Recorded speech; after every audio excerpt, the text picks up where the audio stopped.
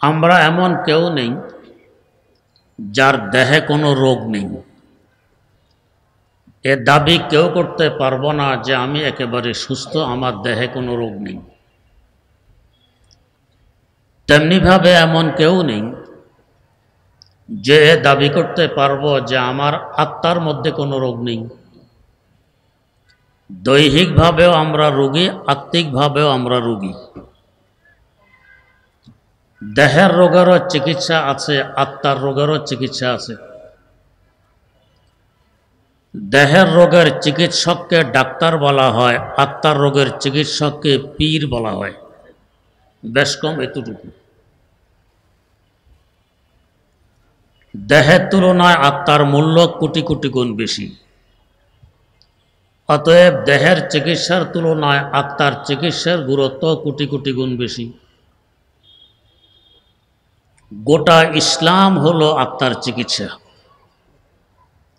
তবে দেহের কিছু রোগ আছে মৌলিক, কিছু রোগ আছে শাখাগত।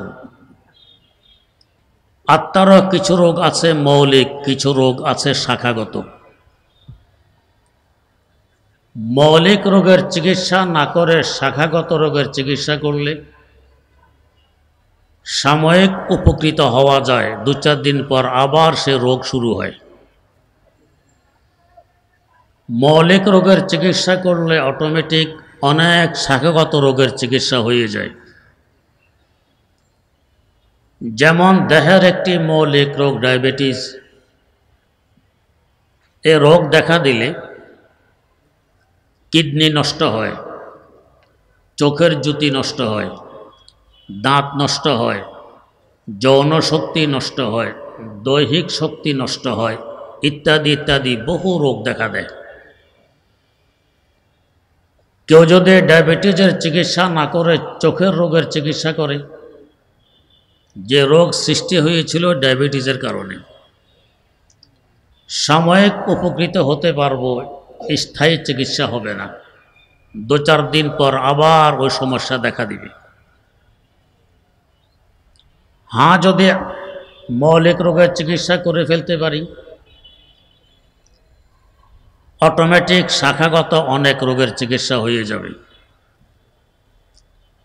আত্মারও কিছু রোগ আছে মৌলিক, কিছু রোগ আছে শাখাগত।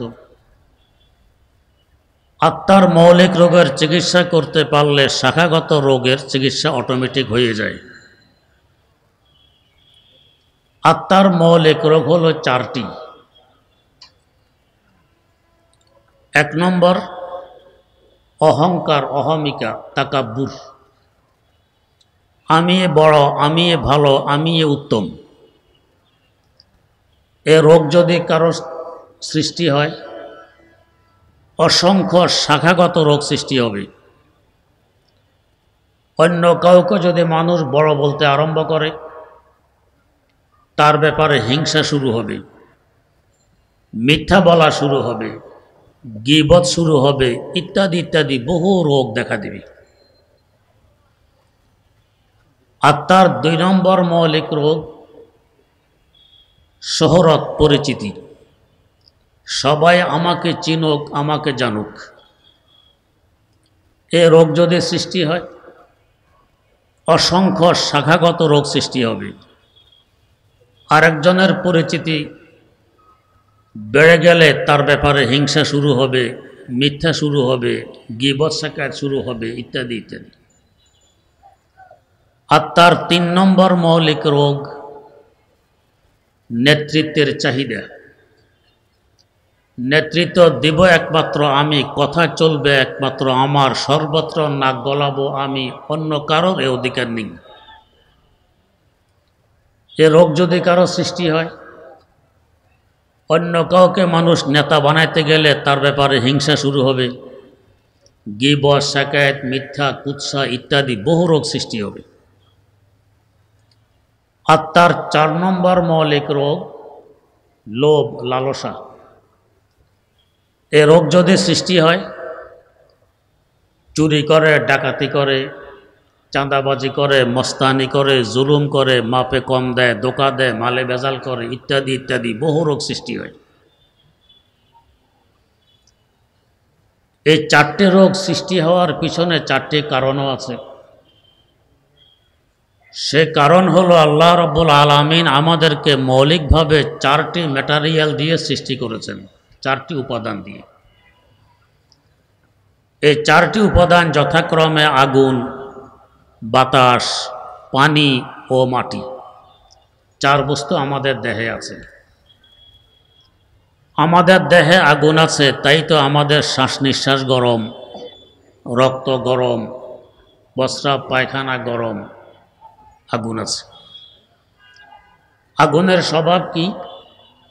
আগুনের স্বভাব হলো তাড়াল্লি, উপরের দিকে উঠা। আগুন জ্বালিয়ে দিলে সে উপরের দিকে লম্বা হয়ে জ্বলে, নিচের দিকে নামে না।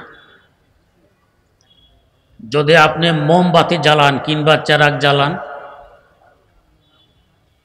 মোম কিংবা চেরাগের পিতা রেশা থেকে যদি আগুন 3 ইঞ্চি উপরের দিকে লম্বা হয়ে জ্বলে, চেরাগ আর মোমকে উপর করলে নিচের দিকে 3 ইঞ্চি লম্বা হয়ে জ্বলবে না, সে উপরের দিকে উঠবে।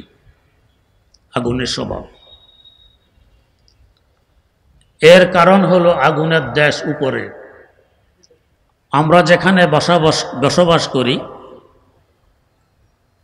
কোররায়ে তোরাব মাটির এলাকা, এর বাইরে কোররায়ে হাওয়া বাতাসের দেশ, এর বাইরে কোররায়ে জামহারির ঠান্ডার দেশ, এর বাইরে কোররায়ে নার আগুনের দেশ।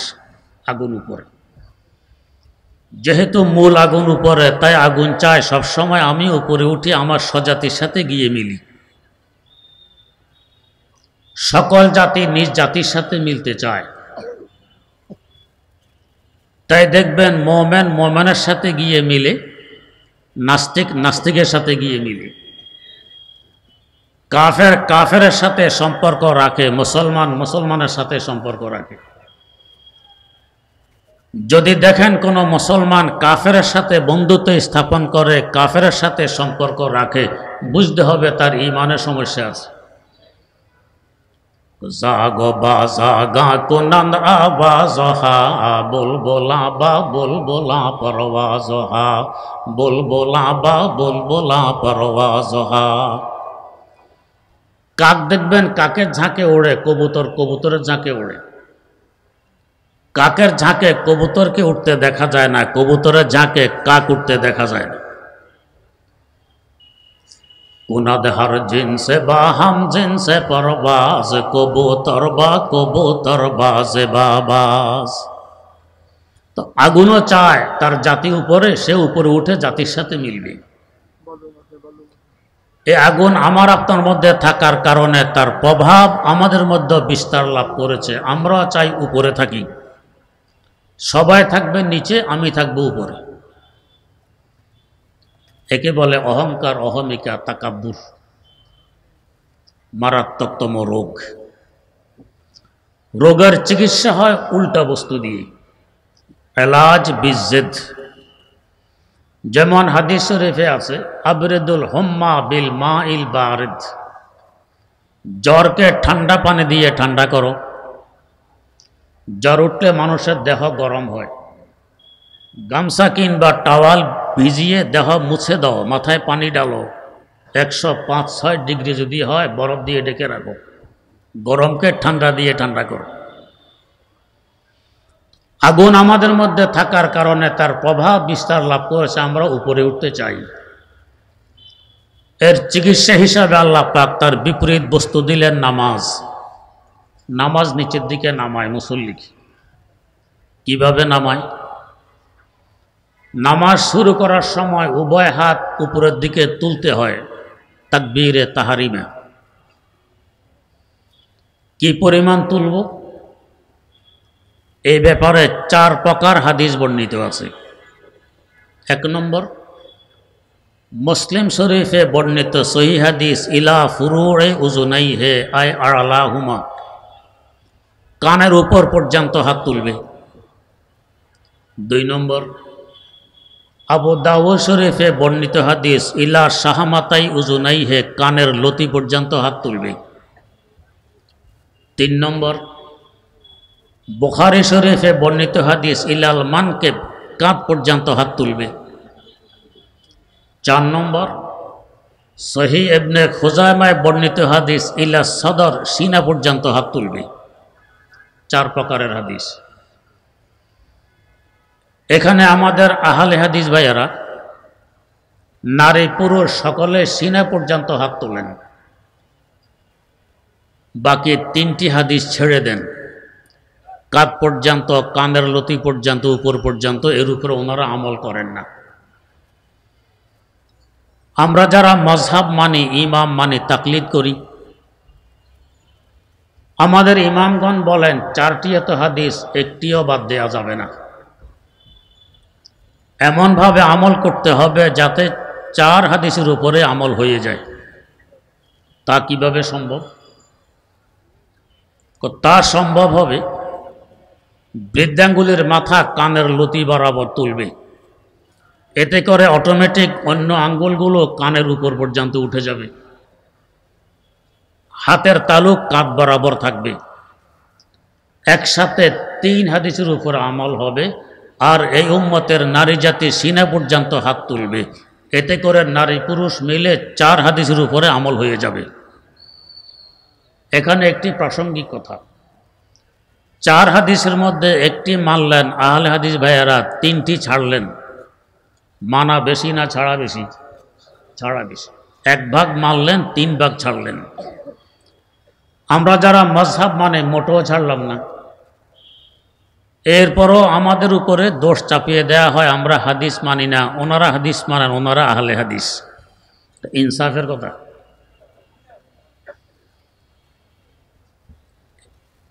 এই যে হাত তুললাম, বৃদ্ধাঙ্গুলির মাথা কানের লতি বরাবর হবে, হলো কি হলো না? নিশ্চিত হওয়ার জন্য ফতোয়ায়ে বাজ্জাজিয়া, ফতোয়ায়ে কাজী খানে উল্লেখ আছে, বৃদ্ধাঙ্গুলির মাথা কানের লতির সাথে লাগিয়ে দাও। তাহলে নিশ্চিত হবে যে হ্যাঁ, বৃদ্ধাঙ্গুলির মাথা কানের লতি বরাবর হয়ে গেছে। এ হাত কানে লাগিয়ে দেয়া মানে কানে ধরা। কানে ধরলে ইজ্জত বাড়ে না কমে? কমে। যদি কোনো অপরাধীর অপরাধ প্রমাণিত হয়, বিচার সালিশে গিয়ে বিচারক বলে কানে ধরো, ইজ্জত বাড়ানোর জন্য, কমানোর জন্য। আমি কানে ধরে নিজের অপরাধ স্বীকার করে আমার আল্লাহর দরবারে এসে হাজিরে দিলাম। 1 স্তর নামাজ আমাকে নিচে নামায় দিল। 2 নম্বর, হাত বাঁধব কিভাবে? এ ব্যাপারে 2 প্রকারের হাদিস উল্লেখ আছে। 1 নম্বর, তিরমিজি শরীফে বর্ণিত, ইয়াখুযু শিমালাহু বিয়ামিনিহি, ডান হাত দিয়ে বাম হাতকে ধরবে। 2 নম্বর, আবু দাউদ শরীফে বর্ণিত হাদিস, ইয়াজাউ ইয়ামিনাহু আলা শিমালিহি, ডান হাতকে বাম হাতের উপর রেখে দিবে। এখানেও আহলে হাদিস ভাইয়েরা, নারী হোক কিংবা পুরুষ, ডান হাতের আঙ্গুলকে বাম হাতের কোনোই পর্যন্ত এনে রেখে দেন, বাঁধেন না।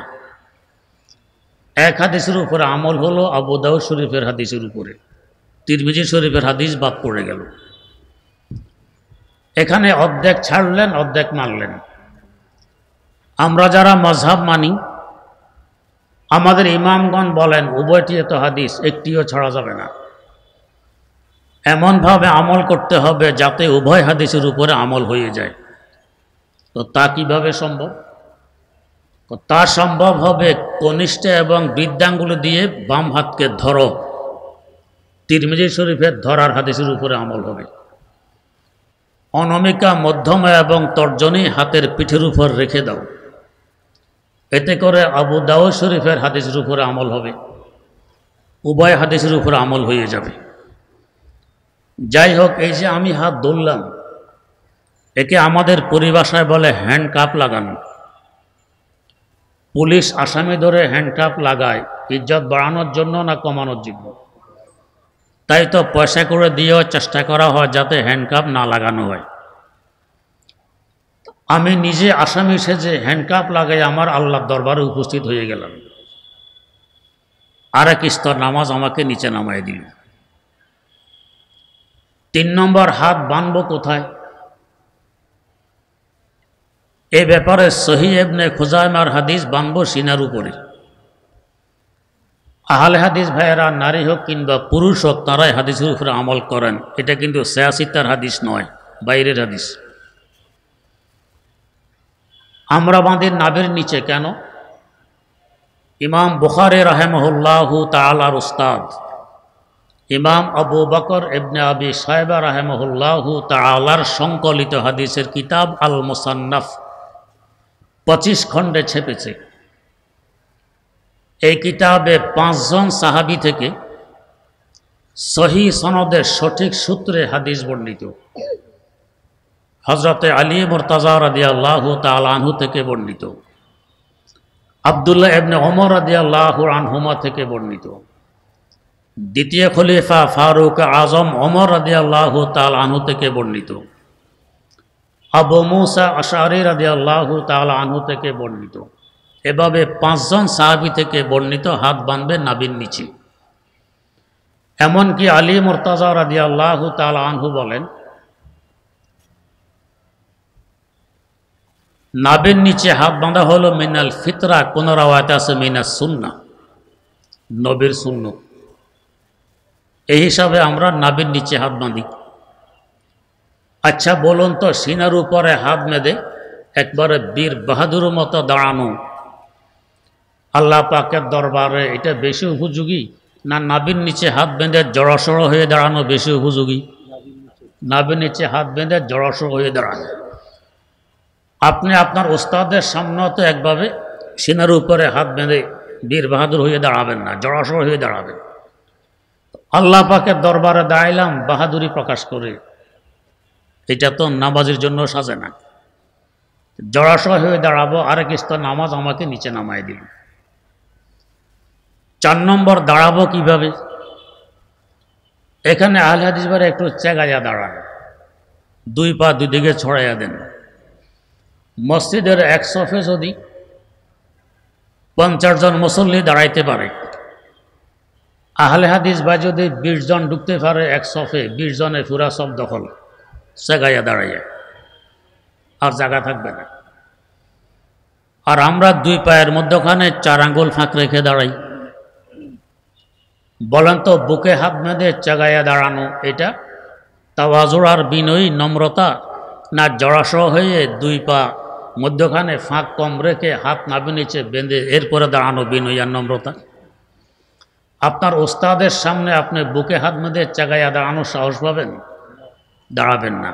তো যেখানে ওস্তাদের সামনে চেগাইয়া দাঁড়ানোর সাহস নেই, বেয়াদবি মনে করেন, আল্লাহ পাকের দরবারে এসে মসজিদে চেগাইয়া দাঁড়াইলাম কোন হিসাবে? কোথাও কোনো হাদিসে চেগাইয়া দাঁড়ানোর কথা নেই, নিজের মন গড়া আমল। নামাজ আমাকে আরেক স্তর নিচে নামাইল, জড়সড় হয়ে দাঁড়াই। 5 নম্বর যখন রুকু দিলাম আরও নিচে নামলাম। 6 নম্বর যখন সেজদা করলাম আরও নিচে নামলাম। এর থেকে নিচে নামা আমার পক্ষে তো আর সম্ভব নয়।